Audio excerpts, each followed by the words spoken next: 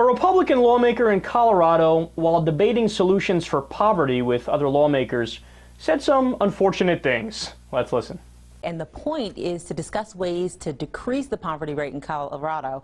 Now, racial disparities were discussed, but when the topic of minorities and infant mortality came up, that's when Senator Marble shared her philosophy.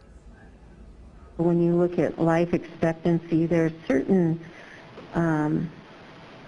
are problems in the black race. Sickle cell anemia is something that comes up. Diabetes is something that's prevalent in the genetic makeup, although I gotta say I've never had better barbecue and better chicken and ate better in my life than when you go down south and I love it. Now, Representative Fields says that those comments about food and African Americans were insensitive and germane to the discussion. She shared her thoughts right after the senator finished up. And one of the things that I will not tolerate is racist and insensitive remarks about African Americans, the color of their skin, what you mentioned that we eat. I was highly offended by your remarks. And what we're trying to do is to come up with meaningful solutions. And it's not about chicken. This is not about eating chicken. Representative Fields didn't stay for the entire committee meeting, but we had a chance to speak with Senator Marble about her comments after the meeting ended. She says she has these types of conversations with her black friends and family members and doesn't see the issue. It's not racist. It's bringing out the facts so that you can be aware and take better care of yourself. Oh, that's so dumb.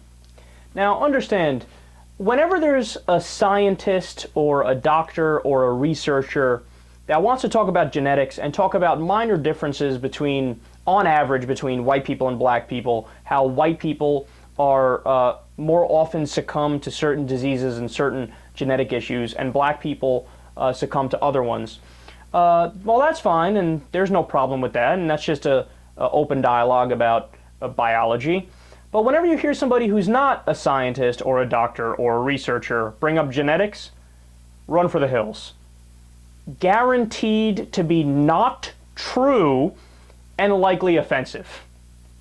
So this is not that. Remember, the debate they were having was about poverty. And in the middle of a poverty debate, she's like, well, yeah, you guys got to understand, there are certain things that some races just do. So, for example, those black people, they get sick in these ways. So let's just be clear. I mean, we can maybe do something to try to fix poverty, but at the end of the day, does it really matter? Because black people are going to be poor anyway. Hello, they're black. Oh, that's so dumb, man. And then to put the icing on the cake, she's like, well, people from Mexico, they are thinner because they eat a lot of fresh vegetables. Duh. You idiot, there were just articles out 2 weeks ago talking about how Mexico has now surpassed the United States as officially the fattest country in the world. She's wrong about everything, this woman. No, man, look, clearly there is nothing inherent in somebody's skin color that would lead to predetermining their level of work ethic or where they fall in terms of income distribution.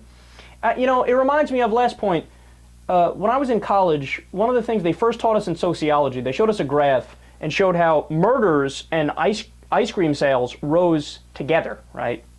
So an idiot would look at that and say, well, obviously the ice cream is leading to an increased amount of murder, so ice cream is dangerous, you gotta ban it, right? Well, that's ridiculous. Nobody would say that. That's pathetically dumb, right?